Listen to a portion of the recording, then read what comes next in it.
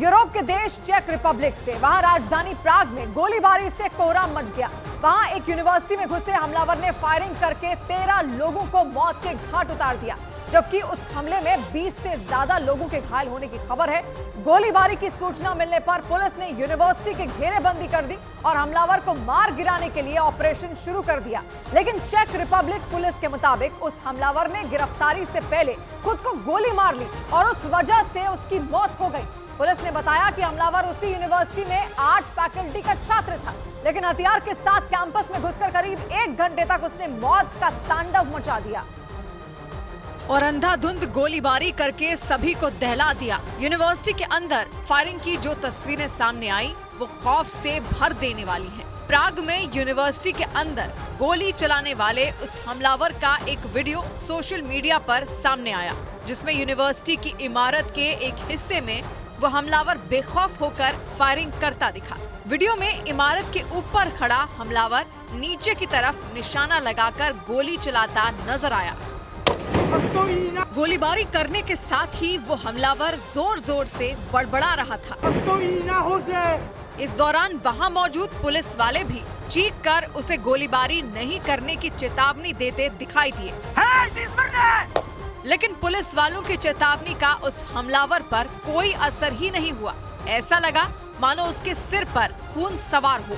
वो हमलावर इमारत के उस हिस्से से नीचे की तरफ गोलियां चलाते हुए टहलता दिखाई दिया।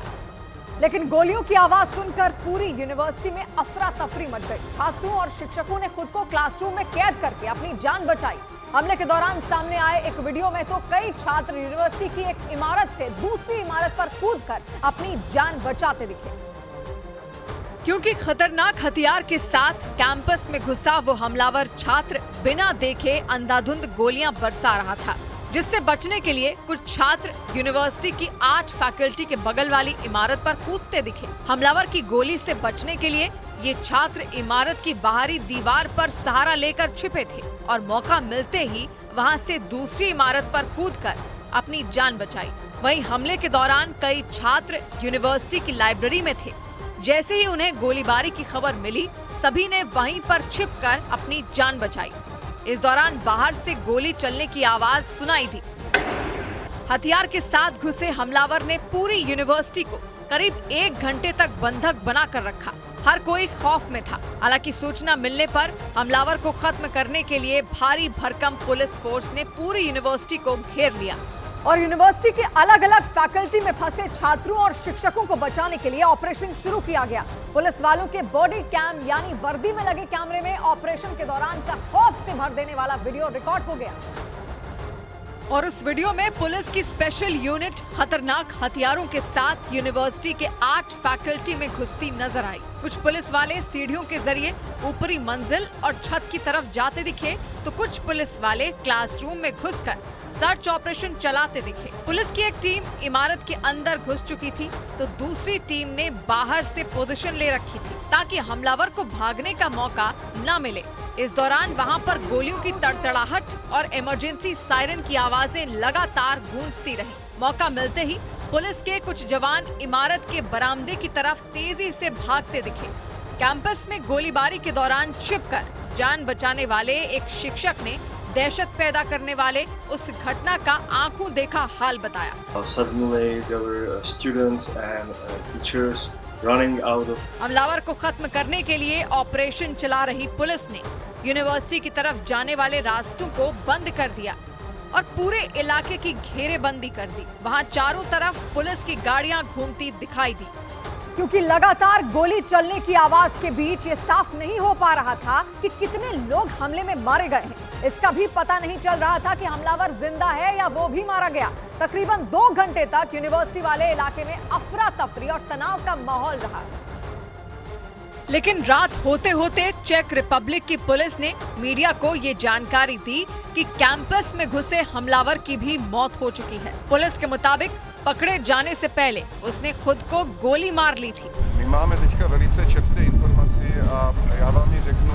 इसके बाद पुलिस ने दहशत में आए छात्रों को एक एक करके वहां से बाहर निकाला और सुरक्षित घर पहुंचाया। इस दौरान पुलिस वाले वहां कुछ शवों को स्ट्रेचर पर रखकर एम्बुलेंस में रखते भी दिखाई दिए। पुलिस के मुताबिक यूनिवर्सिटी में हमले से ठीक पहले हमलावर के घर में उसके पिता का भी शव मिला था और उनकी हत्या के शक में ही पुलिस उस हमलावर की तलाश में थी। उसी तलाशी अभियान के दौरान पुलिस की एक टीम यूनिवर्सिटी जाने वाली थी, क्योंकि पुलिस को ये सूचना मिली थी कि 24 साल का डेविड कोजाक प्राग यूनिवर्सिटी में आर्ट फैकल्टी का छात्र था और एक लेक्चर के लिए वो वहां जाने वाला था। पुलिस के मुताबिक हमले वाले दिन दोपहर के करीब 2 बजे उसे लेक्चर सुनने के लिए यूनिवर्सिटी पहुंचना था।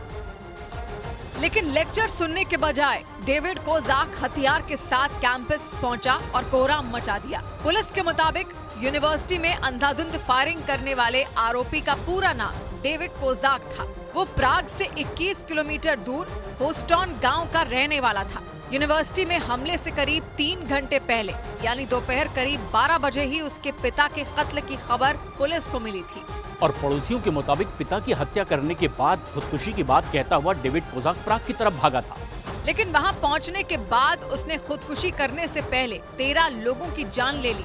खबरों के मुताबिक 30 साल पहले आजाद हुए चेक रिपब्लिक के इतिहास में मास शूटिंग यानी भीड़ में गोलीबारी की ये सबसे बड़ी घटना थी, जिसने पूरे देश को झकझोर कर रख दिया। और खबरों के मुताबिक यूनिवर्सिटी में घुसकर मौत का तांडव मचाने वाला डेविड कोजाक रूस में हुई इसी तरह की एक घटना से प्रभावित था। हालांकि पुलिस ने उसकी मानसिक स्थिति के बारे में जानकारी लेने के लिए जांच शुरू कर दी और इतनी बड़ी घटना को अंजाम देने के पीछे की असली वजहों का पता लगाने में जुट गई। पुलिस के मुताबिक डेविड कोजाक प्राग की चार्ल्स यूनिवर्सिटी में पोलैंड के इतिहास की पढ़ाई कर रहा था। पुलिस ने बताया कि डेविड कोजाक पढ़ाई में काफी तेज था और उसका कोई आपराधिक रिकॉर्ड भी नहीं था। लेकिन यूनिवर्सिटी में हमले के बाद सामने आई खबरों के मुताबिक डेविड कोजाक रूस में हुई इसी तरह की एक घटना से काफी प्रभावित था, जिनमें 14 साल के छात्र ने अपने साथ पढ़ने वाले एक छात्र की हत्या कर दी थी और 5 लोगों को घायल कर दिया था।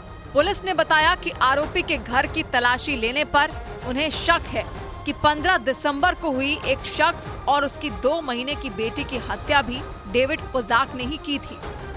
बड़ी खबर आई जम्मू कश्मीर के राजौरी में हुए आतंकी हमले से जुड़ी। एक रोज पहले सेना के काफिले पर हुए आतंकी हमले की तह तक जाने के लिए एनआईए की टीम मौके पर पहुंचकर जांच में जुट गई। इसके अलावा आतंकियों की तलाश में राजौरी के डेरा की गली इलाके में बड़ा सर्च ऑपरेशन चलाया जा रहा है। आतंकियों को ढूंढने के लिए इलाके का चप्पा चप्पा खंगाला जा रहा है।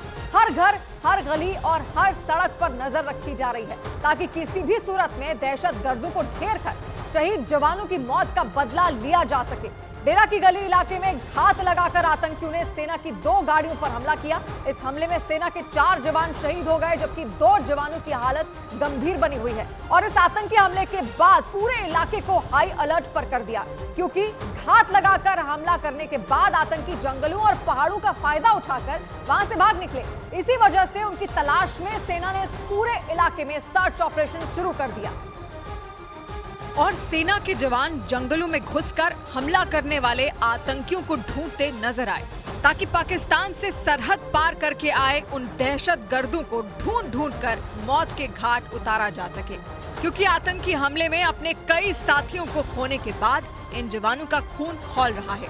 गुस्से से भरे ये जवान किसी भी सूरत में आतंकियों का खात्मा चाहते हैं। इसी वजह से पूरे इलाके में एक बड़ा सर्च ऑपरेशन शुरू किया गया। हमले के बाद सेना ने राजौरी जिले के डेरा की गली नाम के इस पूरे इलाके को घेर लिया। हमले में शामिल आतंकियों को ढूंढने के लिए चप्पे चप्पे की तलाश शुरू की गई। जमीन ही नहीं बल्कि आसमान से आतंकियों को ढूंढ निकालने का ऑपरेशन शुरू हुआ।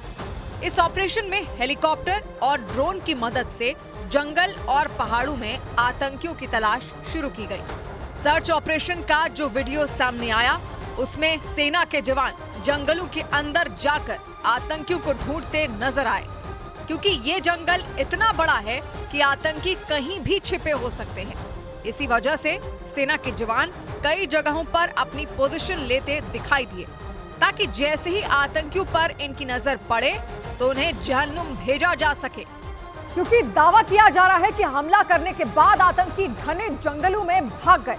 आशंका ये जताई जा रही है कि आतंकी पहाड़ों की गुफाओं में छिपे हो सकते हैं। आतंकियों ने ये हमला तब किया जब सेना की 2 गाड़ियां जवानों को लेकर राजौरी के डेरा की गली इलाके से गुजर रही थी। तभी घात लगाकर आतंकियों ने सेना की 2 गाड़ियों पर हमला कर दिया। सेना के सूत्रों के मुताबिक आतंकियों ने पहाड़ियों से छिपकर सेना की दोनों गाड़ियों पर इतनी गोलियां बरसाई कि उसमें बैठे जवानों को संभलने तक का मौका नहीं मिला। आतंकियों का ये हमला राजौरी के थाना मंडी के डेरा की गली इलाके में हुआ। बताया गया कि जिन 2 गाड़ियों पर हमला हुआ उनसे जवानों को सुरनकोट से बफलियाज ले जाया जा रहा था। पुंछ जिले के इस इलाके में पहले से ही आतंकियों के खिलाफ सर्च ऑपरेशन चलाया जा रहा था और सेना के जवान उसी सर्च ऑपरेशन में शामिल होने के लिए जा रहे थे, लेकिन रास्ते में ही आतंकियों ने सेना के इन दोनों वाहनों को निशाना बना लिया। ये वो सड़क थी, यहाँ से गाड़ी गुजरी थी और कम से कम कहा जा रहा है कि ये जो पहाड़ियाँ हैं, इन पहाड़ियों कम से कम 12 किलोमीटर का सफर तय करके आतंकी यहाँ पर पहुँचे थे। सेना के अधिकारियों के मुताबिक जवानों और आतंकियों के बीच आमने सामने की लड़ाई हुई और बताया गया कि आतंकियों ने सेना के जवानों की हत्या करने के बाद पहले उनके हथियार लूटे और फिर वहां से भाग निकले। सेना के सूत्रों का दावा है कि इस हमले को अंजाम देने से पहले आतंकियों ने पूरे इलाके की रेकी की और रेकी का मकसद ये पता लगाना था कि सेना की गाड़ियां कब और कहां से गुजरेंगी। आतंकियों ने इस हमले को राजौरी के डेरा की गली और पुंछ के बुफलियाज इलाके के बीच सड़क के एक मोड़ पर अंजाम दिया। सूत्र बताते हैं कि इस हमले में 3 से 4 विदेशी आतंकी शामिल थे और उन लोगों ने हमला करने से पहले इस पूरे रास्ते की रेकी की थी। इसके बाद सभी आतंकी सड़क के आसपास मौजूद पहाड़ियों में छिप गए और उन्होंने पहाड़ियों पर इस तरह से पोजीशन ले ली कि वहां से सेना की गाड़ियों और उनमें बैठे जवानों पर आसानी से गोलियां बरसाई जा सके। सूत्र बताते हैं कि आतंकियों ने सड़क के मोड़ पर जानबूझकर इस हमले को अंजाम देने का प्लान बनाया था, क्योंकि मोड़ होने की वजह से गाड़ियों की रफ्तार वहां धीमी हो जाती है। ऊपर से उबड़-खाबड़ सड़क होने की वजह से गाड़ियां वहां तेजी से नहीं निकल पाती हैं।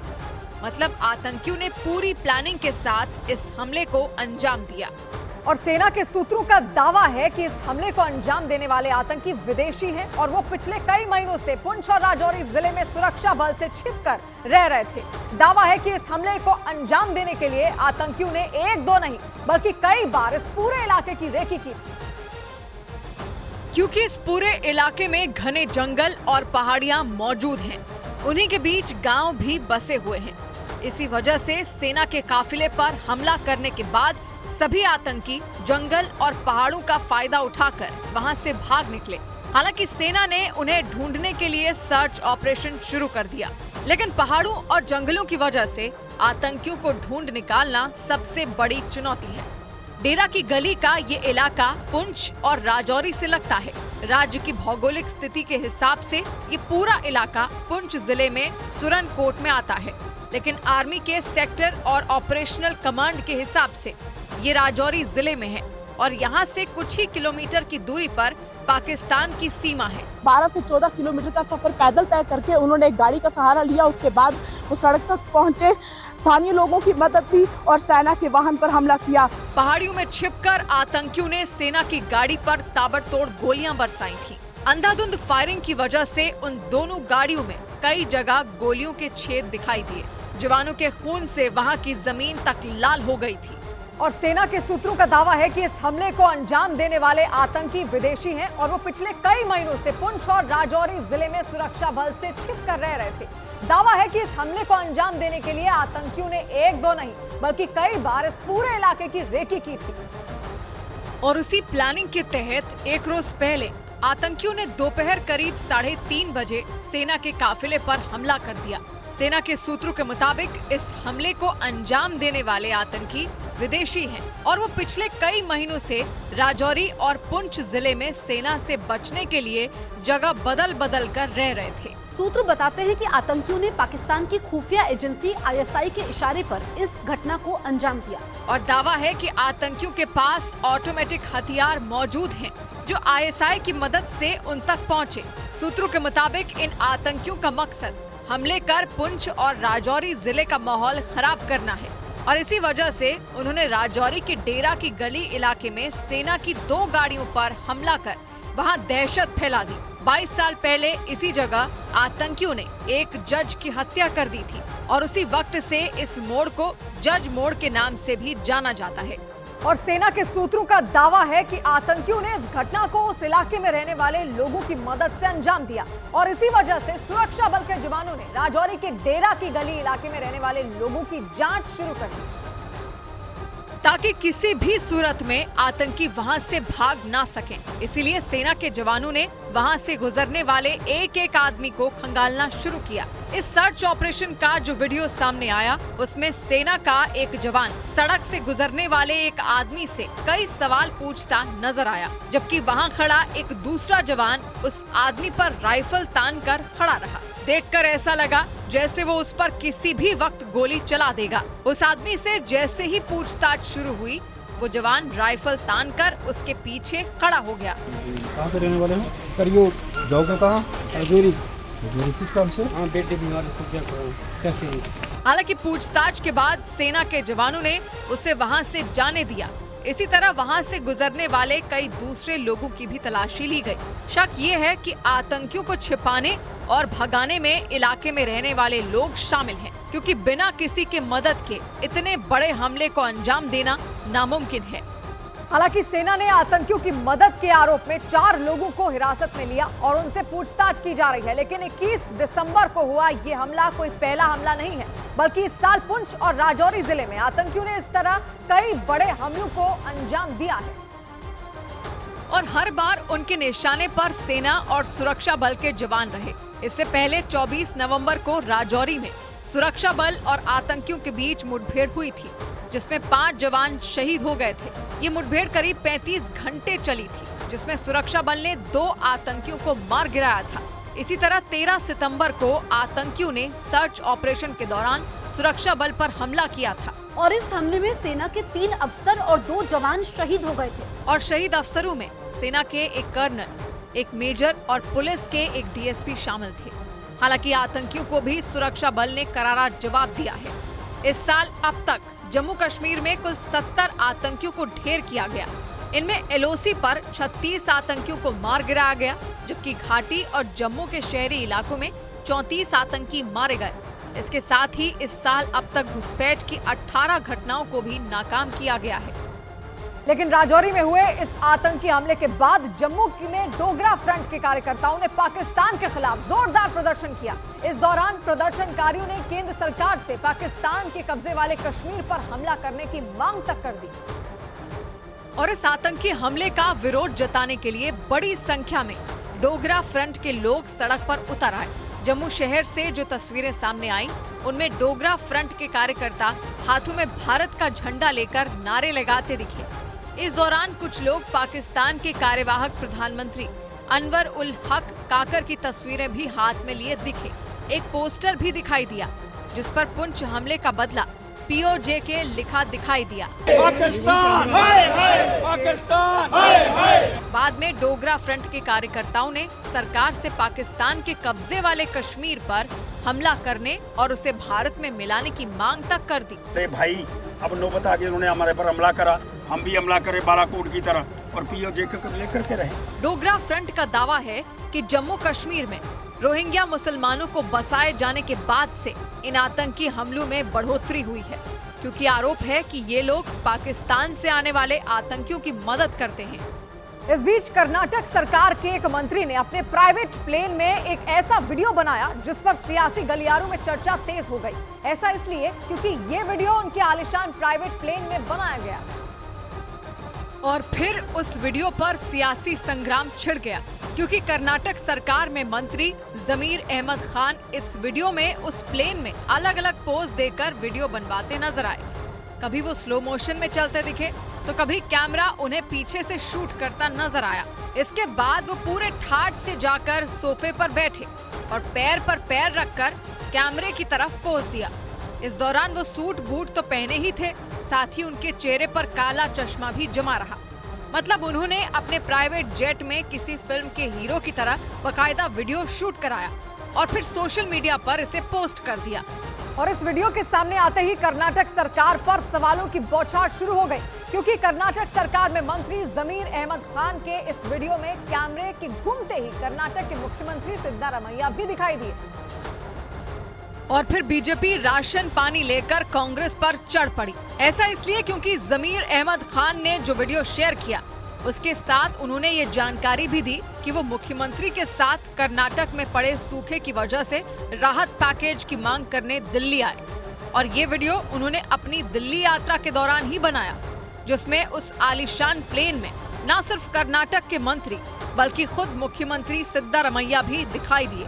इसके बाद बीजेपी कर्नाटक की कांग्रेस पर हमलावर हो गई।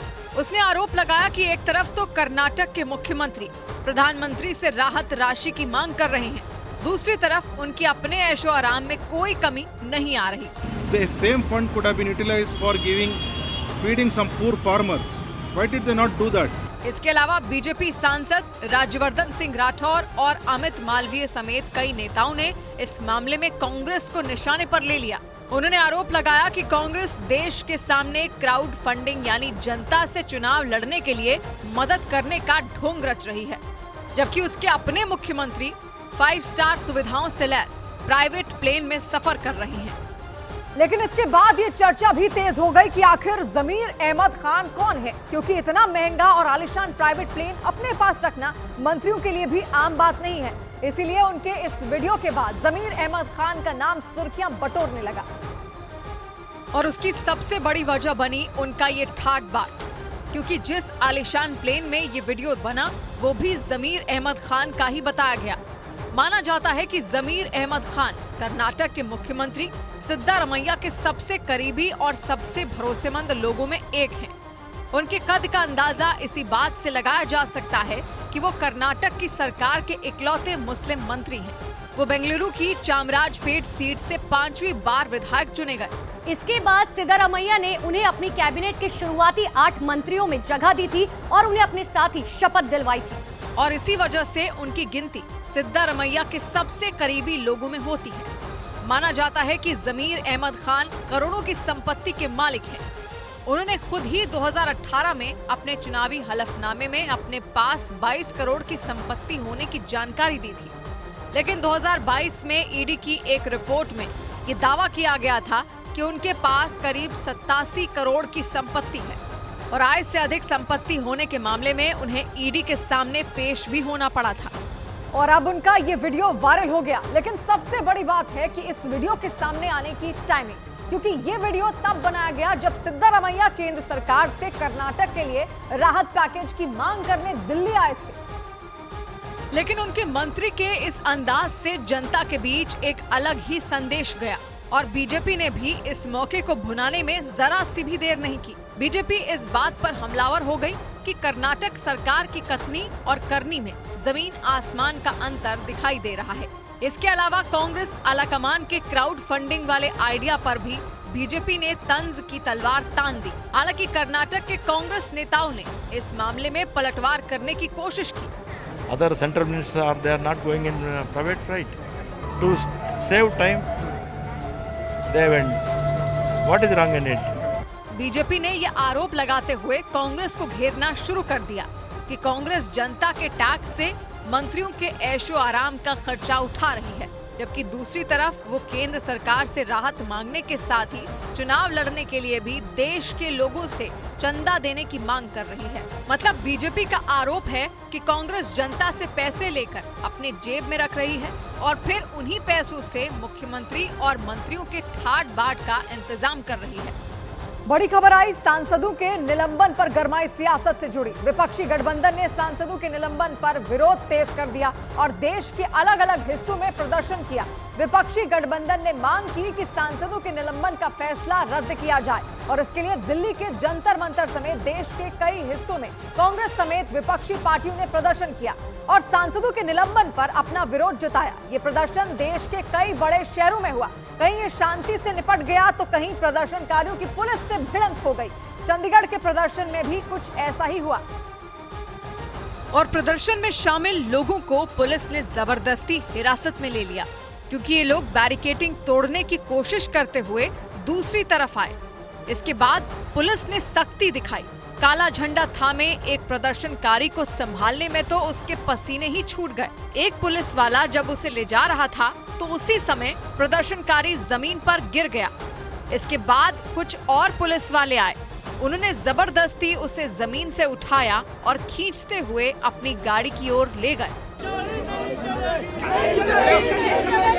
इससे पहले एक और प्रदर्शनकारी को पुलिस इसी तरह खींचते हुए अपनी गाड़ी तक ले गई। क्योंकि पुलिस के मुताबिक प्रदर्शन में शामिल इन लोगों ने बैरिकेड तोड़ने की कोशिश की थी। चंडीगढ़ में प्रदर्शन करने वाले ये लोग बीजेपी दफ्तर का घेराव करने के लिए आगे बढ़े, लेकिन पुलिस की बैरिकेडिंग ने उनका रास्ता रोक दिया और इसी के बाद शुरू हुआ बवाल, क्योंकि प्रदर्शनकारी बैरिकेड पर चढ़कर दूसरी तरफ आने की कोशिश करने लगे। कुछ हाथों में काले झंडे लेकर चढ़े तो कुछ के हाथ में कांग्रेस पार्टी का झंडा था, लेकिन बैरिकेड पर चढ़े इन लोगों को रोकने के लिए पुलिस भी तैयार थी। पुलिस वालों की अच्छी खासी संख्या बैरिकेड के दूसरी तरफ खड़ी थी। बड़ी संख्या में सुरक्षा बल भी थोड़ा पीछे खड़े थे और इतनी कड़ी सुरक्षा के बीच कुछ कांग्रेस कार्यकर्ता बैरिकेड से कूदकर दूसरी तरफ पहुंच गए, लेकिन वो जैसे ही दूसरी तरफ आए उनका सामना पुलिस से हो गया। और कुछ लोगों को तो पुलिस ने इस तरफ आने से पहले ही धर दबोचा। वो जिस समय बैरिकेडिंग तोड़कर दूसरी तरफ आने की कोशिश कर रहे थे, वो उसी समय पुलिस के हत्थे चढ़ गए और इसी तरह एक एक करके पुलिस ने कई प्रदर्शनकारियों को हिरासत में ले लिया। वो एक तरफ उन्हें लेकर अपनी गाड़ी की ओर बढ़ी तो वहीं दूसरी तरफ बैरिकेड के दूसरी तरफ खड़े लोग बैरिकेड पीटने लगे। इसी शोरगुल के बीच पुलिस वाले हिरासत में लिए गए लोगों को अपनी गाड़ी तक ले आए, लेकिन उन्हें अंदर बिठाना आसान नहीं था, क्योंकि प्रदर्शनकारी गाड़ी का दरवाजा पकड़कर नारे लगाने की कोशिश कर रहे थे।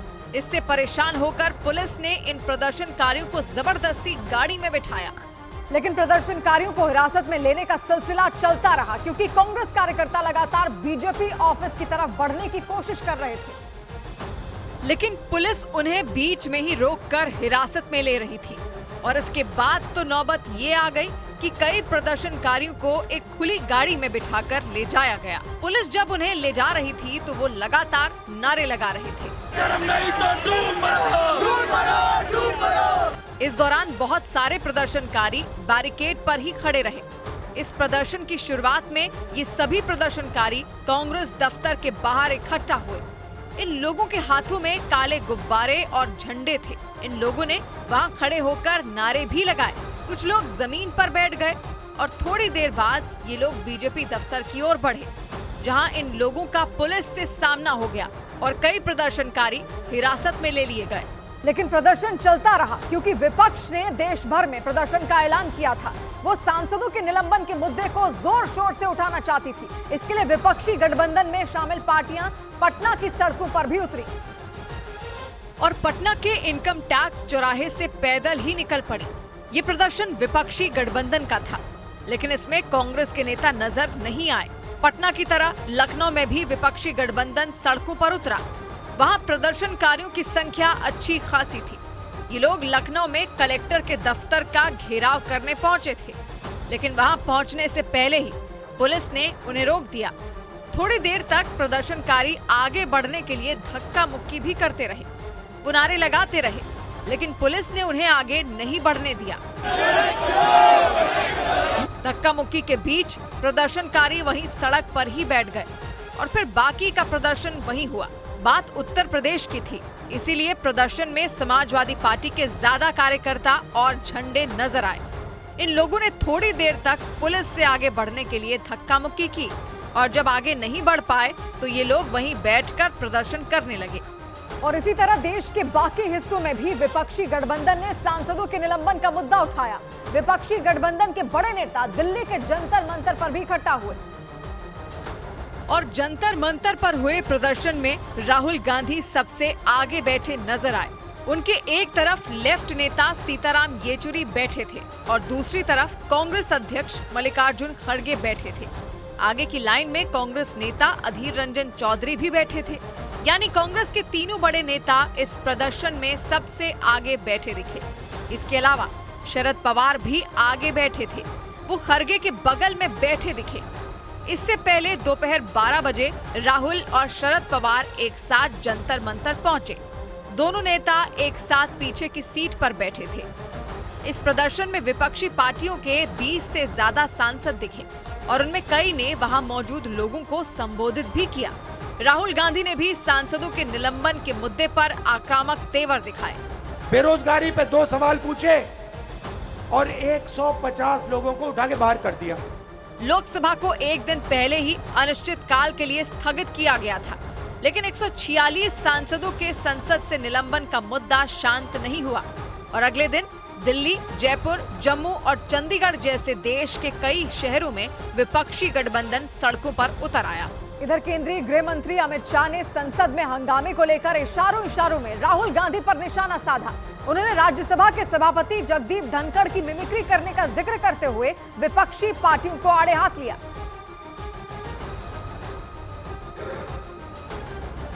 संसद विपक्ष के सदस्य संसद के बाहर महामहिम उपराष्ट्रपति की मिमिक्री करने का काम कर रहे थे। कांग्रेस जैसी पुरानी पार्टी के प्रमुख नेता इसकी वीडियोग्राफी खोल उड़ा रहे। इसी तरह केंद्रीय मंत्री अनुराग ठाकुर ने भी राहुल गांधी पर जोरदार हमला बोला। उन्होंने संसद भवन परिसर में उपराष्ट्रपति की मिमिक्री का वीडियो बनाने के मामले पर राहुल गांधी पर निशाना साधा। अगर आप राहुल गांधी जी का देखेंगे, संसद में नजर नहीं आते हैं, संसद में भी आते हैं तो फोन पे व्यस्त नजर आते हैं, संसद भवन के अंदर भी और बाहर भी। बाहर तो वीडियो बनाने में अब कांग्रेस पार्टी के पूर्व अध्यक्ष के पास कोई काम नहीं, अब उनका काम नौटंकी करने वाले का वीडियो बनाना रह गया है। बड़ी खबर आई तमिलनाडु में कुदरत के कहर से जुड़ी। वहां कुछ दिन पहले हुई भयंकर बारिश ने ऐसा कोहराम मचाया कि कई जिले बाढ़ में डूब गए। भारी बारिश के बाद नदियों में उफान आ गया और उसका पानी रिहायशी इलाकों में घुस गया। 6 दिनों बाद भी वहां हालात नहीं सुधरे हैं। राहत और बचाव का काम करने के लिए वहां बड़ी संख्या में एनडीआरएफ और एसडीआरएफ के जवान तैनात हैं। इसके साथ ही नौसेना और वायुसेना के जवान भी मुस्तैद हैं, जो हेलीकॉप्टर की मदद से लोगों तक खाने पीने और जरूरत का सामान पहुंचा रहे हैं, क्योंकि वहां 6 दिनों पहले करीब 30 घंटे तक लगातार भारी बारिश हुई, जिसने तमिलनाडु के कई इलाकों की सूरत बदल कर रख दी। बाढ़ की वजह से कई जगह सड़कें बह गई और कई पुल टूट गए और हालात इतने बिगड़ गए कि लोगों के लिए खाने पीने का सामान जुटाना भी मुश्किल हो गया, जिससे लोगों तक मदद पहुंचाने के लिए वायुसेना हेलीकॉप्टर का सहारा लेती नजर आई। इस बीच राहत और बचाव ऑपरेशन का एक वीडियो भी सामने आया और सामने आए उस वीडियो में हेलीकॉप्टर से सेना के जवान लोगों के बीच सफेद पैकेट गिराते नजर आए। इस दौरान वहां पैकेट लेने के लिए बड़ी संख्या में लोग मौजूद दिखाई दिए, जबकि हेलीकॉप्टर से 2 जवान खाने पीने और जरूरी सामान के कई पैकेट नीचे की तरफ गिराते नजर आए। लेकिन इस बीच ऐसा लगा जैसे हेलीकॉप्टर से पैकेट लेने के लिए होड़ मच गई हो, क्योंकि उस वीडियो में वो हेलीकॉप्टर काफी नीचे की तरफ दिखा। इस दौरान वहां महिलाएं और बच्चे भी पैकेट लेने के लिए उस हेलीकॉप्टर के नजदीक भागते दिखाई दिए, जबकि कुछ लोग पैकेट न मिलने की वजह से परेशान होकर इधर उधर दौड़ते नजर आए। क्योंकि तमिलनाडु में हुई मूसलाधार बारिश की वजह से सबसे ज्यादा नुकसान तुत्तुकुड़ी जिले में हुआ और लोगों को खाने पीने का भी सामान नहीं मिल पा रहा है। इसलिए जब मदद के लिए सेना का वो हेलीकॉप्टर वहां पहुंचा तो लोग उसकी तरफ दौड़ पड़े और उस हेलीकॉप्टर के पास ही भीड़ जमा हो गई। इस दौरान हेलीकॉप्टर और लोगों के बीच दूरी काफी कम नजर आई। असल में लोगों तक राहत का सामान सुरक्षित पहुंचाने के लिए हेलीकॉप्टर को नीचे की तरफ लाया गया, लेकिन ऐसा लगा जैसे लोग खुद ही हेलीकॉप्टर से अपने हिस्से का सामान ले लेंगे, क्योंकि जो वीडियो सामने आया उसमें कई लोग हेलीकॉप्टर के बिल्कुल नजदीक दिखे। कुछ लोग तो पैकेट के इंतजार में काफी देर तक वहां डटे रहे। इस बीच एक महिला पैकेट लेने के लिए वहां जद्दोजहद करती दिखी, जबकि वहां से कुछ ही दूरी पर लोग दौड़ते हुए हेलीकॉप्टर की तरफ आते दिखाई दिए। तूतुकुड़ी जिले के श्री वैकुंठम इलाके में सेना के जवान राहत का सामान लेकर पहुंचे और इसकी खबर सुनते ही लोग खाने पीने का पैकेट लेने के लिए वहां पहुंच गए। और तमिलनाडु में हुई भयंकर बारिश की वजह से जो तबाही मची, उसमें करीब 1000 एकड़ खेत में लगी फसल पूरी तरह बर्बाद हो गई और वहां से सामने आए एक वीडियो ने इसकी तस्दीक कर दी। और सामने आए उस वीडियो में हर तरह सैलाब का कब्जा दिखाई दिया। दूर दूर तक वहां सिर्फ पानी ही पानी नजर आया। ऐसा लगा मानो खेत नहीं बल्कि वहां नदी बह रही हो। और नदी के बीचों बीच किसी ने हरी लाइन खींच दी हो। इतना ही नहीं, खेतों के आसपास लगे सिर्फ बड़े पेड़ ही दिखाई दिए, बाकी सब दरिया में तब्दील दिखा। तमिलनाडु के तुत्तुकुड़ी में भारी बारिश ने ऐसा कोहराम मचाया कि वहां बाढ़ में करीब 1000 एकड़ में लगी फसल डूब गई, जबकि रिहायशी इलाके भी बाढ़ के कहर से बच नहीं पाए। ड्रोन और हेलीकॉप्टर के जरिए ली गई तस्वीरों ने पूरी कहानी बयां कर दी। बाढ़ में घर डूबने की वजह से लोग अपनी छतों में शरण लेने को मजबूर दिखे और बारिश के 6 दिनों बाद ऐसे हालात नजर आ रहे हैं। मतलब कि अभी कुछ दिन और लोगों को काफी मुश्किलों का सामना करना पड़ सकता है। और तमिलनाडु में भारी बारिश की वजह से आई बाढ़ ने वहां 31 लोगों की जान ले ली, जबकि हजारों लोग अब भी अपने घरों में कैद होने को मजबूर हैं, क्योंकि वहां एक ही दिन में इतनी बारिश हुई कि 47 साल का रिकॉर्ड टूट गया और लोगों की जिंदगी जैसे थम गई। लगातार चलाए जा रहे रेस्क्यू ऑपरेशन के बाद भी तमिलनाडु में हालात सुधर नहीं रहे हैं। मौसम विभाग के मुताबिक वहां पर एक ही बार में 95 सेंटीमीटर से ज्यादा बारिश हो गई, जिसकी वजह से सब कुछ डूब गया और पूरे जिले में चारों तरफ सैलाब ने कब्जा जमा लिया। मौसम विभाग के मुताबिक दक्षिणी तमिलनाडु के विरुधुनगर, तिरुनेलवेली, तुत्तुकुड़ी, तेनकाशी और कन्याकुमारी बाढ़ से सबसे ज्यादा प्रभावित हैं। इन सभी जिलों में राहत बचाव के लिए एनडीआरएफ के साथ सेना और वायुसेना को भी तैनात कर दिया गया। रेस्क्यू ऑपरेशन में जुटे जवान बाढ़ में फंसे लोगों की मदद कर रहे हैं, जिन्हें काफी दिक्कतों का सामना करना पड़ रहा है, क्योंकि बाढ़ की वजह से कई जगह पर सड़कें कट चुकी हैं और नदियों पर बने पुल भी पानी की तेज धार में बह चुके हैं। ऐसे में सेना के जवान हेलीकॉप्टर के जरिए लोगों तक मदद पहुंचा रहे हैं। और तमिलनाडु में आसमान से बरसी आफत से उबरने के लिए केंद्र सरकार ने बड़ी मदद करने का ऐलान कर दिया। बताया गया कि केंद्र ने तमिलनाडु को 900 करोड़ रुपए आर्थिक सहायता के तौर पर दिए, जिससे वहां लोगों के लिए राहत का सामान मुहैया कराने में तमिलनाडु सरकार को मदद मिल सके, क्योंकि भारी बारिश की वजह से आई बाढ़ ने लोगों के घर बर्बाद कर दिए। कई इलाके में बड़े पैमाने पर सड़कें टूट गई और सरकारी इमारतें भी इसकी चपेट में आ गई। ऐसे में लोगों की जिंदगी को फिर पटरी पर लाना सरकार के लिए बड़ी चुनौती साबित हो रही है। इसलिए तमिलनाडु सरकार के साथ केंद्र सरकार भी वहां बिगड़े हालात से निपटने में मदद कर रही है। इस बीच वित्त मंत्री निर्मला सीतारमण ने ऐलान किया कि केंद्र सरकार ने तमिलनाडु में राहत के लिए 900 करोड़ रुपए जारी किए हैं, ताकि बारिश और बाढ़ से हुए नुकसान की भरपाई की जा सके, क्योंकि रिहायशी इलाकों के साथ 1000 से ज्यादा एकड़ में लगी फसल भी डूब चुकी है। इधर राजस्थान के नागौर से दिल दहला देने वाली तस्वीरें सामने आई। वहां एक लड़के पर 5 सांडों ने मिलकर हमला कर दिया। इस हमले में वो लड़का बुरी तरह घायल हो गया। उसके दोस्तों ने किसी तरह सांडों के बीच से खींचकर उसकी जान बचाई, क्योंकि वो 5 सांड उस लड़के की जान लेने पर तुले थे। उन्होंने जफर पठान नाम के उस लड़के को चारों तरफ से घेर लिया और उसे अपने पैरों से रौंदने लगे। 1-2 नहीं बल्कि 5-5 सांडों के बीच फंसा जफर अपने बचाव में कुछ भी नहीं कर पा रहा था। कोई सांड उस पर पैर से हमला करता दिखा तो कोई उसे अपनी सींगों से मारता नजर आया। ये पूरी घटना वहां लगे सीसीटीवी कैमरे में कैद हो गई। सामने आए वीडियो में दिखा कि सबसे पहले एक सांड ने जफर को जमीन पर पटक दिया। उस वक्त उसका एक दोस्त वहां नजर आया, जिसने उसे बचाने की कोशिश की, लेकिन तभी सड़क के दूसरी तरफ बैठा एक दूसरा सांड उठकर वहां पहुंच गया। उसके वहां पहुंचते ही जफर का वो दोस्त पीछे हट गया। इसके बाद वो दोनों सांड उसे अपनी सींगों से निशाना बनाने लगे। और खबर है कि नागौर का रहने वाला जफर पठान अपने उसी दोस्त के साथ वहां खाना खाने एक होटल में पहुंचा था और आरोप है कि उसके दोस्त ने ही उसे सांड के सामने धक्का दे दिया और इसके बाद जफर सांडों के हमले का शिकार हो गया।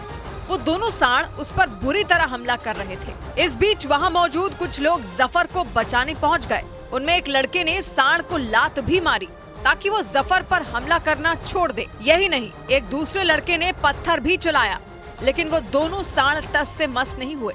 तभी एक एक कर वहां 2 और सांड पहुंच गए। उनके पीछे चलता हुआ 5वां सांड भी जफर के नजदीक आ गया। फिर तो उन सांडों से उसे बचाना बेहद मुश्किल लगने लगा। हालांकि तभी जफर के दोस्तों के पत्थर बरसाने से वो सभी सांड पीछे हटने लगे। इस बीच मौका पाकर जफर भी उठने की कोशिश करने लगा, लेकिन सांडों का गुस्सा शांत नहीं हुआ था। वो दोबारा लौटे और उन्होंने एक बार फिर जफर को जमीन पर गिराकर उसे पैरों से रौंदना शुरू कर दिया। इसके बाद वो उसे धकेलते धकेलते सड़क के दूसरी तरफ ले गए और इस दौरान जफर के दोस्त और वहां मौजूद दूसरे लोग एक किनारे खड़े रहे।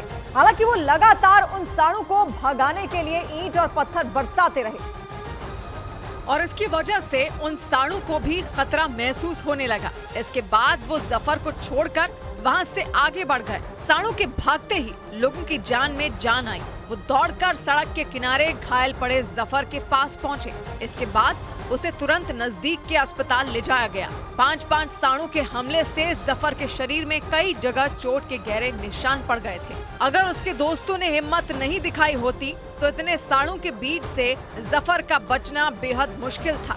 ये बात उसके परिवार वाले भी मान रहे हैं। हालांकि इस घटना के लिए उन्होंने प्रशासन को जिम्मेदार ठहराया। साथ ही सड़कों पर घूम रहे आवारा सांडों पर तुरंत लगाम लगाने की भी मांग की, ताकि फिर ऐसी घटना किसी और के साथ न हो सके।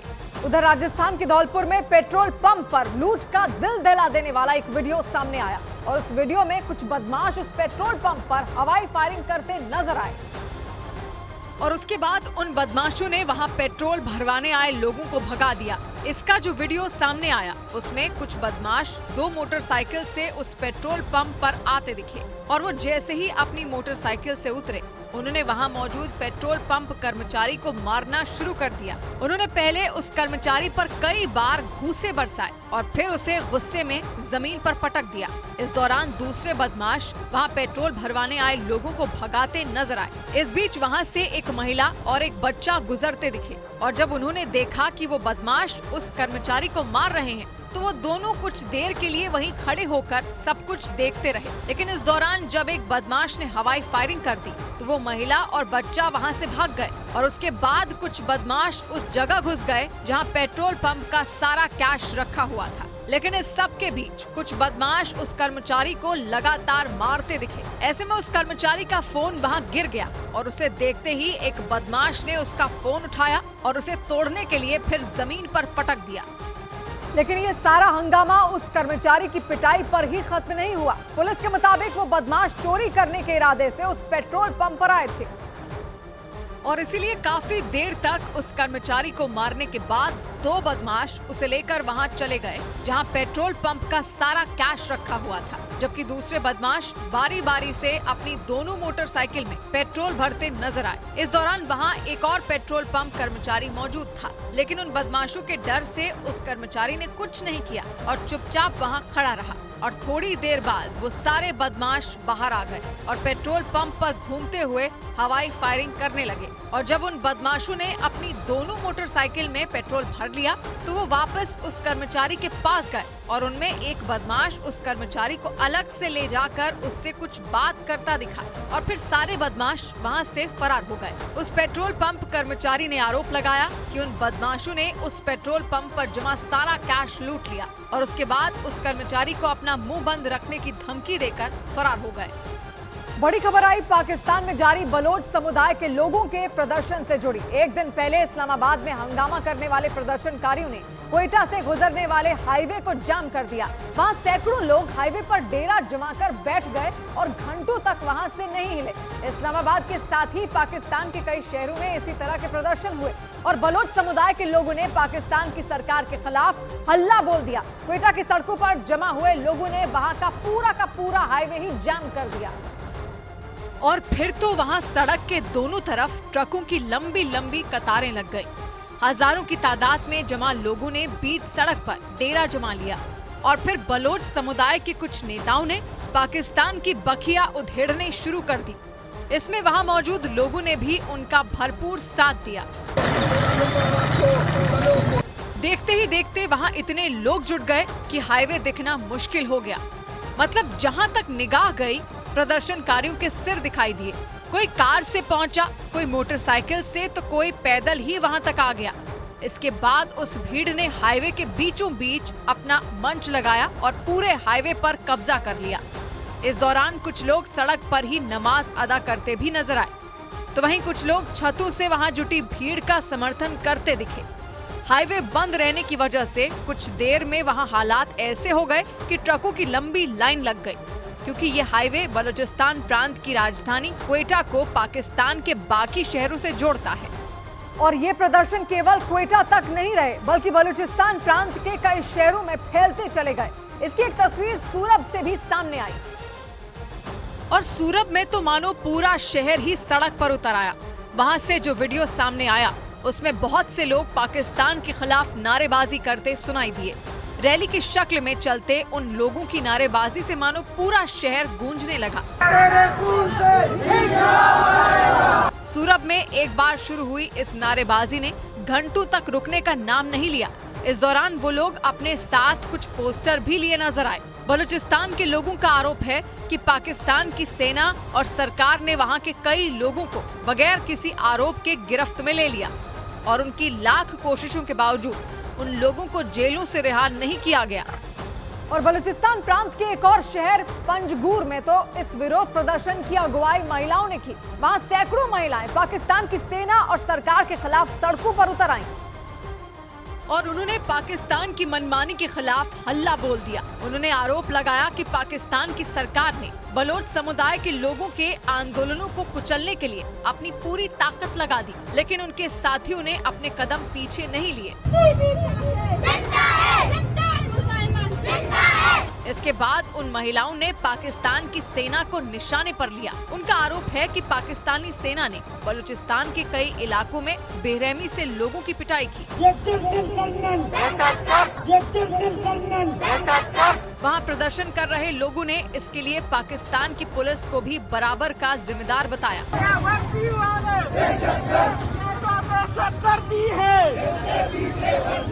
इस दौरान उन लोगों ने कुछ जगहों पर आगजनी भी की, जिसके बाद आसमान में काला धुआं दिखाई दिया। बताया गया कि उन्होंने पाकिस्तान के सेना प्रमुख आसिम मुनीर का पुतला फूंका और पाकिस्तान की सेना के खिलाफ अपना गुस्सा जाहिर किया। और बलूचिस्तान से फैली ये प्रदर्शन की आग पाकिस्तान की राजधानी इस्लामाबाद तक जा पहुंची। वहां एक दिन पहले ही बहुत बड़ा विरोध मार्च निकाला गया था और इस रैली में हजारों प्रदर्शनकारी शामिल हुए थे। इस दौरान पाकिस्तान की सेना ने उन्हें रोकने के लिए वाटर कैनन और आंसू गैस के गोले दागे थे। आरोप है कि इसके बाद पाकिस्तान की पुलिस ने इस्लामाबाद में रह रहे बलूचिस्तान के लोगों को जबरदस्ती हिरासत में लेना भी शुरू कर दिया। उन लोगों ने दावा किया कि पाकिस्तान की सेना और पुलिस ने उन्हें जबरन घरों से निकालकर उनके साथ मारपीट तक की। आप इसको दिखा देना। पाकिस्तान की सरकार ने आशंका जताई कि बलोच समुदाय के लोग पाकिस्तान के अलग अलग शहरों से इकट्ठा होकर किसी बड़े आंदोलन को अंजाम दे सकते हैं, इसलिए उन्हें पहले ही हिरासत में ले लिया गया। हालांकि इसकी शुरुआत एक दिन पहले ही हो गई थी। इस्लामाबाद में जारी विरोध प्रदर्शन के दौरान कई लोगों पर लाठियां बरसाई गई थी, तो वहीं कई लोगों को जबरन पुलिस अपने साथ ले गई थी। उधर चीन के कई इलाकों में जारी भारी बर्फबारी ने वहां लोगों की जिंदगी पर ब्रेक लगा दिया। वहां शहर के शहर बर्फ की मोटी चादर में ढक चुके हैं और हाड़ कपा देने वाली ठंड की वजह से लोग घरों में कैद होने को मजबूर हो गए हैं। चीन की राजधानी बीजिंग में तो तापमान -10 डिग्री के नीचे तक जा चुका है। लेकिन बर्फबारी का सबसे ज्यादा कहर चीन के शैनडोंग प्रांत में देखने को मिला। वहां से जो तस्वीरें सामने आई उनमें सड़कों और मकानों से लेकर पेड़ पौधों तक सब के सब बर्फ में ढके हुए नजर आए। रास्तों पर हजारों टन बर्फ गिरने की वजह से उन पर इक्का दुक्का गाड़ियां ही चलती दिखाई दी। पूरा शहर दूर दूर तक बर्फ की चादर से इस तरह ढका दिखाई दिया मानो वहाँ कोई बर्फीला तूफान चल रहा हो। ड्रोन से ली गई तस्वीरें तो सिहरन पैदा कर देने वाली हैं। हालांकि बर्फ की इस आंधी के बीच भी एक तस्वीर में एक ट्रैफिक पुलिसकर्मी सड़क पर धीमी रफ्तार से चल रही गाड़ियों को निर्देश देता दिखा। दूसरी तरफ सड़कों पर जमी बर्फ की मोटी चादर को हटाने का काम भी होता नजर आया। बर्फ हटाने वाली गाड़ी तेजी से सड़क पर जमा कई इंच मोटी बर्फ को काटती दिखाई दी। लेकिन उत्तर पूर्वी चीन में ये बुरा हाल सिर्फ शहर के भीतर का ही नहीं दिखा, बल्कि बर्फ की वजह से वहां के कई हाईवे तो गायब हो गए। यानी वहां इतनी बर्फ जमा हो गई कि हाईवे दिखना ही बंद हो गए।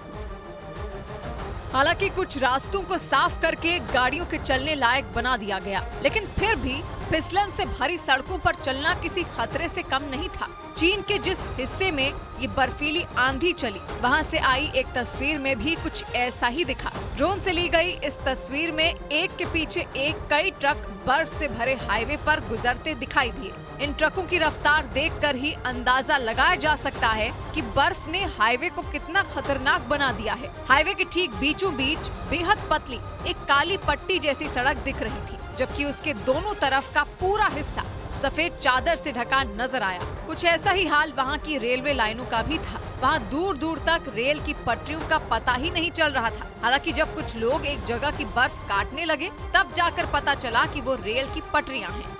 और इस भीषण बर्फबारी का असर उत्तर पूर्वी चीन के शहरी इलाकों में ही नहीं, बल्कि उसके समुद्री इलाके में भी दिखाई दिया। और चीन के लियाओनिंग प्रांत से लगने वाले समुद्री किनारे से जो तस्वीरें सामने आई, उनमें समंदर की ऊपर सतह पर कई इंच मोटी बर्फ जमी हुई दिखी। समंदर पर बिछी बर्फ की इस दीवार ने चीन के जहाजों का उसके बंदरगाह तक आना मुश्किल कर दिया। और बताया गया कि इसी वजह से चीन के कई जहाज रास्ते में ही फंस गए। हालांकि इस दौरान चीन के कोस्ट गार्ड बर्फ तोड़ने वाली नाव की मदद से समंदर पर जमी बर्फ को हटाते नजर आए, ताकि बर्फबारी में जमे समुद्री रास्ते को एक बार फिर जहाजों के लिए खोला जा सके। बर्फबारी ने उत्तर पूर्वी चीन के जिन प्रांतों पर सबसे ज्यादा कहर बरपाया है, उनमें चीन की राजधानी बीजिंग समेत उसके हेनान, शैनडोंग, लियाओनिंग और शांसी प्रांत शामिल हैं। उधर अमेरिका के कैलिफोर्निया में भारी बारिश और तूफान के बाद बाढ़ जैसे हालात बन गए। वहां हुई लगातार बारिश की वजह से वहां की सड़कें दरिया में तब्दील हो गई। और इसका जो वीडियो सामने आया, उसे देखकर ऐसा लगा मानो वहां की सड़कों पर नदी बह रही हो, क्योंकि लगातार बारिश और तूफान की वजह से वहां के कई इलाकों में तो सड़कों का नामो निशान ही मिट गया और उसकी वजह से लोगों का घरों से निकलना तक मुश्किल हो गया।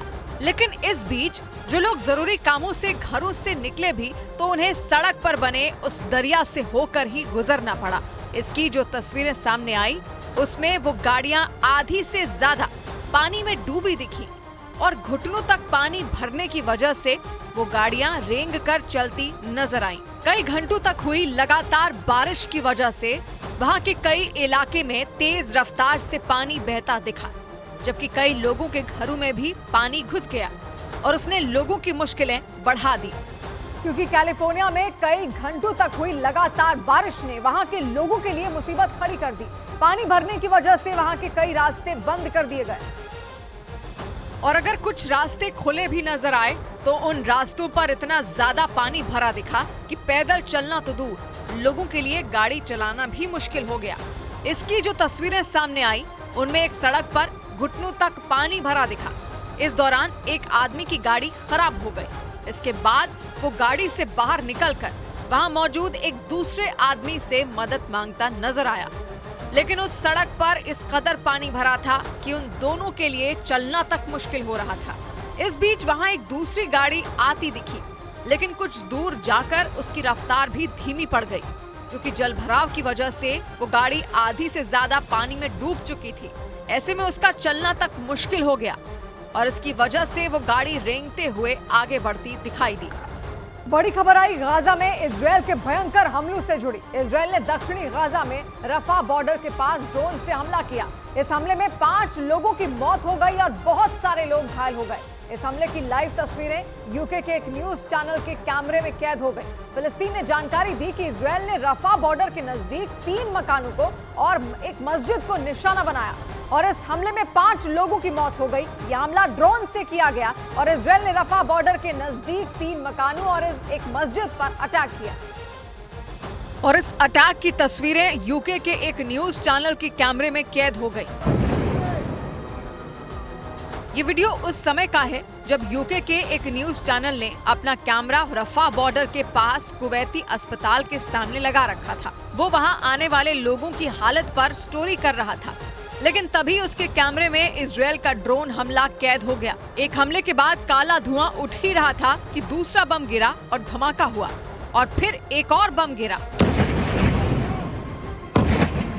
धमाकों की आवाज के बीच न्यूज चैनल के लोगों ने उंगली से इशारा करके वो जगह दिखाई जहां से धुआं उठ रहा था, लेकिन इसी बीच अस्पताल के बाहर अफरा तफरी मच गई और ऐसे हालात बन गए कि कलेजा मुंह को आ जाए, क्योंकि इलाज के लिए अस्पताल पहुंचे लोग अचानक हुए इस हमले में बुरी तरह घबरा गए। वो यहाँ वहाँ भागने लगे और इसी बीच कैमरा एक गाड़ी के पीछे छिपे परिवार के पास पहुंच गया। इस परिवार को देखकर पता लग रहा था कि गाजा में लोग इजराइल के हमलों की वजह से किस तरह डरे हुए हैं। उन्हें लगता है कि कभी भी कहीं से एक बम आएगा और उन्हें मौत की नींद सुलाकर चला जाएगा। धमाकों की आवाज सुनकर इस बच्ची की हालत भी कुछ ऐसी ही हो गई। वो अपने पिता से चिपक कर फूट फूट कर रोने लगी।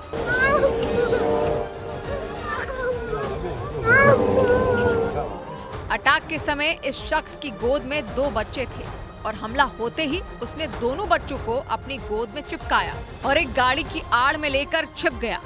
धमाका होने के बाद ये शख्स धीरे धीरे उठा। उसने और बच्चों ने आसमान से उठते काले धुएं को देखा और फिर वो दोनों बच्चों को गोद में उठाकर वहाँ से निकलने लगा। तभी वहाँ पर एक महिला आई, उसकी गोद में भी एक बच्चा था।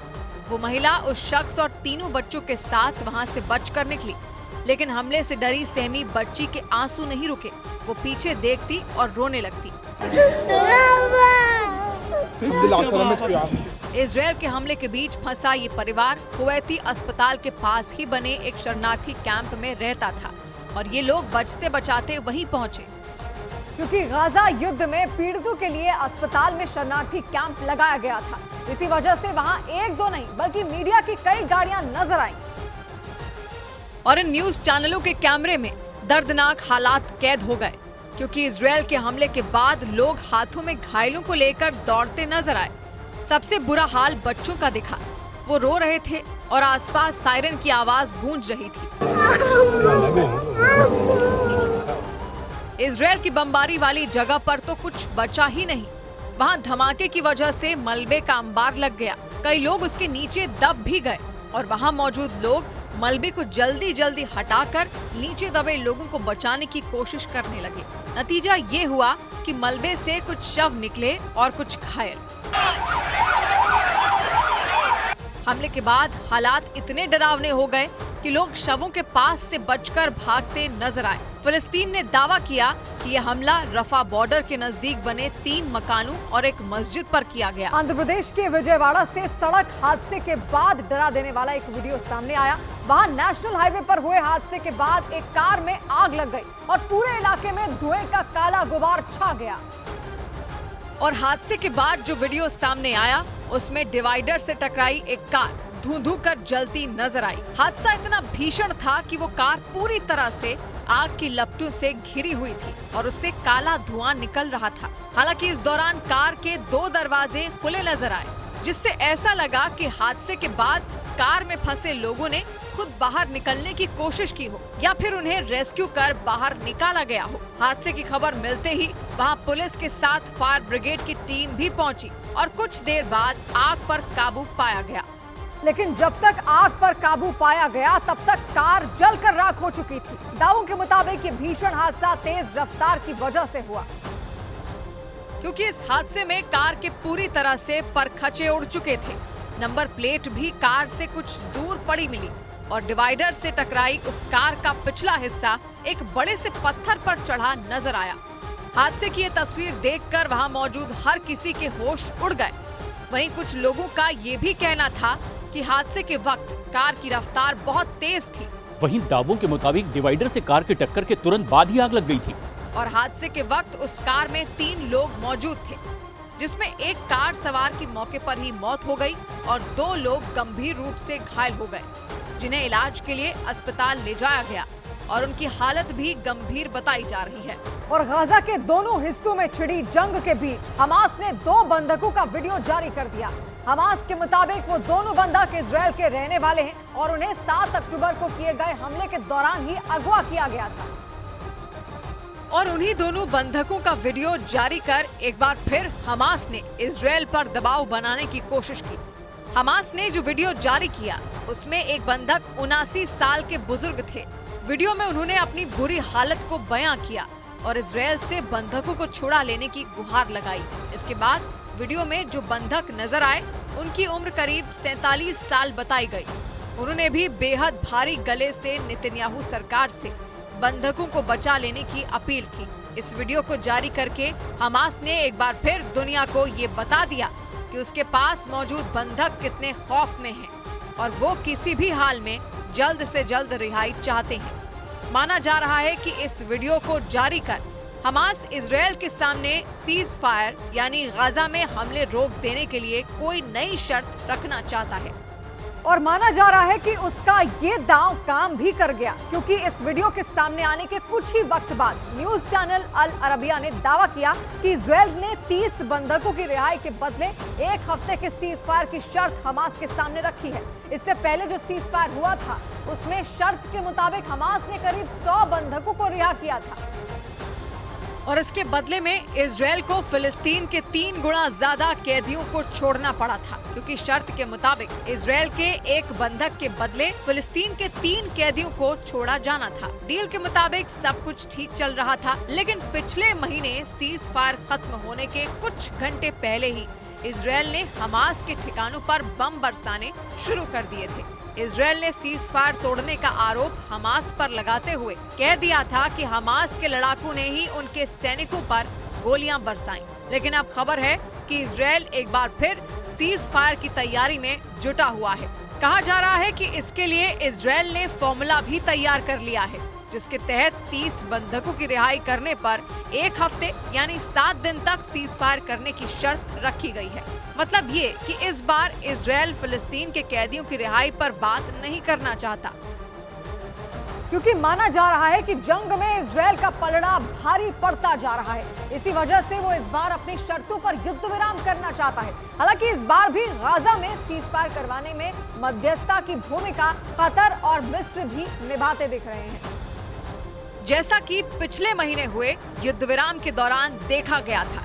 इस बात की संभावना इसलिए भी ज्यादा हो गई क्योंकि ऐसी खबर आई कि सीज फायर पर चर्चा के लिए हमास का चीफ इस्माइल हानिया मिस्र की राजधानी काहिरा पहुंचा। दावा है कि इस्माइल हानिया ने कतर में पनाह ले रखी है, लेकिन ऐसी खबर आई कि वो अपने छिपने की जगह से निकलकर मिस्र पहुंच गया। खबर के मुताबिक हानिया गाजा में हो रहे बेतहाशा हमलों से बुरी तरह बौखलाया हुआ है और इसीलिए वो भी सीज फायर की कोशिशों में जुटा है।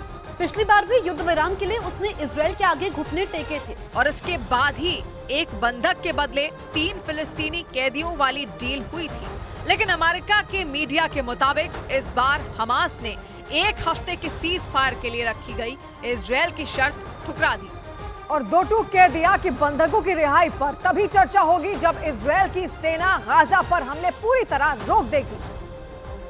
यानी हमास इस जंग को सिर्फ 1 हफ्ते के लिए ही नहीं बल्कि हमेशा के लिए रोक देना चाहता है, क्योंकि अमेरिका की मीडिया के मुताबिक इजराइल और हमास के बीच मध्यस्थ की भूमिका निभाने वाले मिस्र और कतर ने हमास के नेताओं के सामने इजराइल का 1 हफ्ते के लिए सीज फायर का ऑफर रखा। लेकिन दावा है कि हमास के नेताओं ने इजराइल के इस प्रस्ताव को खारिज कर दिया और अमेरिका के मीडिया के मुताबिक हमास ने इजराइल से गाजा में पूर्ण युद्ध विराम की मांग कर दी।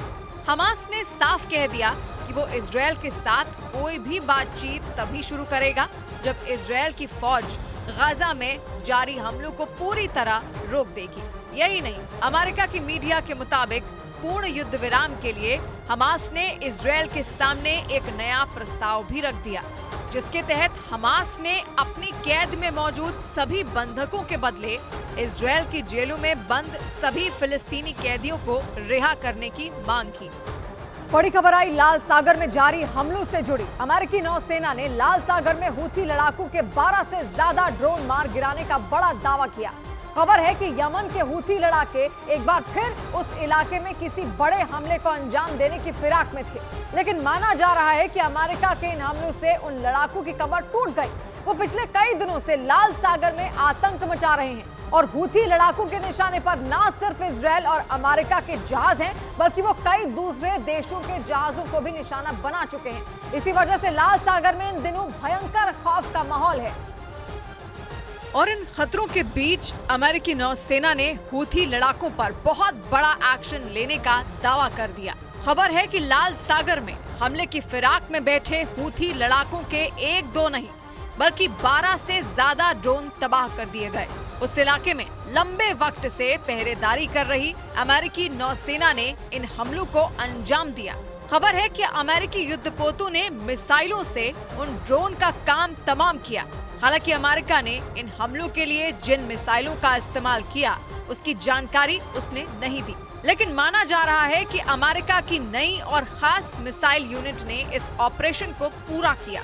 लाल सागर में अमेरिका के USS कार्नी समेत कई घातक युद्धपोत लंबे वक्त से तैनात हैं और उनके जरिए अमेरिकी सेना इससे पहले भी कई बार हूथी लड़ाकों के मंसूबों पर पानी फेर चुकी है, लेकिन एक साथ इतनी बड़ी संख्या में ड्रोन को तबाह करने की ये पहली घटना है। और इसीलिए माना जा रहा है कि लाल सागर में अमेरिकी युद्धपोत पूरे एक्शन में आ चुके हैं। इस बीच हूथी लड़ाकों ने चेतावनी दे दी कि अगर अमेरिका ने यमन की तरफ आंख भी उठाई तो उसका अंजाम बहुत बुरा होगा। यानी हूथी लड़ाकों ने आर पार की लड़ाई लड़ने का ऐलान कर दिया।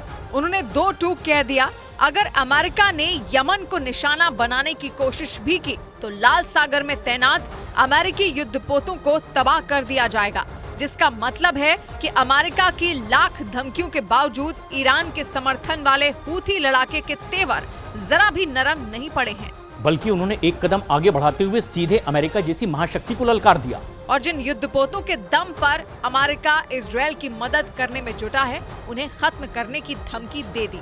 इससे पहले अमेरिका ने इशारों में इस बात के संकेत दिए थे कि अगर लाल सागर में जहाजों पर हो रहे हमले नहीं रुके और हूथी लड़ाके वहां से नहीं हटे तो उनका खात्मा करने के लिए अमेरिकी सेना यमन में भी घुस जाएगी। यमन के एक बड़े हिस्से पर हूथी लड़ाकों का राज है। आरोप है कि वहीं से वो लाल सागर की तरफ जाने वाले जहाजों पर हमला करते हैं और इसी वजह से लाल सागर से गुजरने वाले जहाजों पर खतरा कई गुना बढ़ गया। खबर है कि इस बड़े खतरे को देखते हुए 100 से ज्यादा मालवाहक जहाजों ने अपने रूट बदल दिए हैं।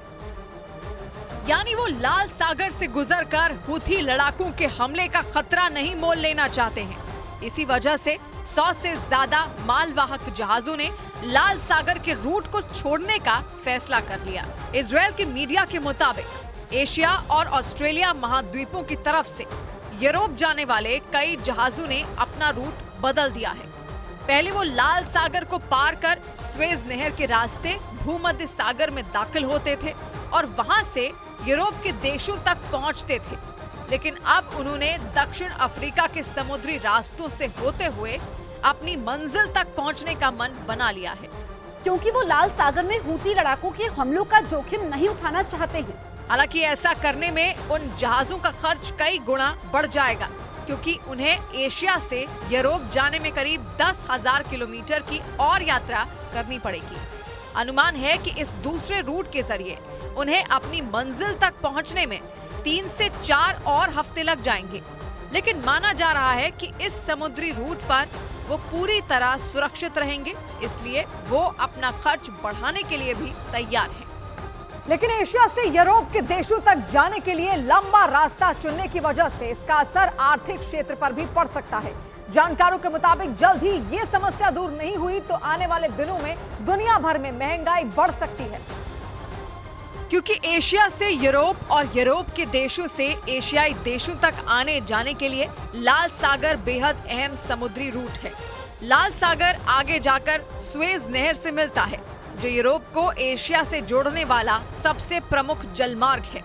अंतर्राष्ट्रीय कारोबार का एक बड़ा हिस्सा इसी स्वेज नहर से होकर गुजरता है, लेकिन लाल सागर में लगातार हो रहे हमलों की वजह से मालवाहक जहाज कंपनियों ने इस रूट के बजाय लंबा रास्ता चुना है। इससे जहाजों की लागत बढ़नी तय है और फिर दुनिया भर में महंगाई बढ़ने का सिलसिला एक बार फिर शुरू हो सकता है। यही नहीं, जानकारों के मुताबिक आने वाले दिनों में इसकी वजह से कच्चे तेल के दाम में भी इजाफा देखने को मिल सकता है, जिसका मतलब है कि लाल सागर में आए संकट का सामना सभी देशों को करना पड़ सकता है, क्योंकि लाल सागर में अब तक कई देशों के बड़े जहाजों पर हूथी लड़ाके हमले कर चुके हैं। उनका गुस्सा इजरायल से है। वो पहले ही ये साफ कर चुके हैं कि जब तक गाजा पट्टी में इजरायल सैन्य कार्रवाई करता रहेगा, तब तक वो लाल सागर से गुजरने वाले जहाजों पर हमले करते रहेंगे। और इसी वजह से अमेरिका और इजरायल ने अपने घातक युद्धपोत उस इलाके में तैनात कर रखे हैं। इन दोनों देशों ने कई बार हूथी लड़ाकों के हमलों को नाकाम करने में कामयाबी भी हासिल की है, लेकिन वो लाल सागर को पहले की तरह सुरक्षित नहीं बना पाए। और इस समस्या को देखते हुए अमेरिकी रक्षा मंत्री लॉयड ऑस्टिन ने 2 दिन पहले ही जहाजों की सुरक्षा के लिए एक मल्टीनेशनल टास्क फोर्स के गठन का ऐलान किया था। लाल सागर में पेट्रोलिंग के लिए बनी संयुक्त नौसेना में अमेरिका के अलावा Bahrain, Canada, France, Italy, Holland, Norway, Seychelles, Spain और ब्रिटेन की फोर्स होगी। इस मिशन को ऑपरेशन प्रॉस्पेरिटी गार्जियन नाम दिया गया है। इन सभी देशों की नौसेनाएं और जंगी जहाजों को लाल सागर में तैनात करने की योजना है, ताकि हूथी लड़ाकों के हमलों से सभी देशों के जहाजों को बचाया जा सके, क्योंकि लाल सागर दुनिया के सबसे व्यस्त समुद्री मार्गों में एक है और इस इलाके से कई देशों के बड़े बड़े मालवाहक जहाज रोजाना गुजरते हैं। इधर भारतीय शेयर बाजार में लगातार दूसरे दिन तेजी देखने को मिली। इस दौरान बैंक को छोड़कर बाकी सभी सेक्टोरल इंडेक्स हरे निशान में बंद हुए और सबसे ज्यादा तेजी आईटी, ऑटो, मेटल और रियल्टी सेक्टर के शेयरों में रही। मिड कैप और स्मॉल कैप शेयर भी बढ़त के साथ बंद हुए, जिससे बॉम्बे स्टॉक एक्सचेंज का सेंसेक्स 241 अंक चढ़कर 71,106 पर बंद हुआ, जबकि निफ्टी 94 अंकों के उछाल के साथ 21,349 के स्तर पर पहुंच गया। और शेयर बाजार की खबर तो आपको कई जगह मिल जाएगी, लेकिन शेयर बाजार का एक्सपर्ट आपको बनाएगा सिर्फ मनी कंट्रोल प्रो।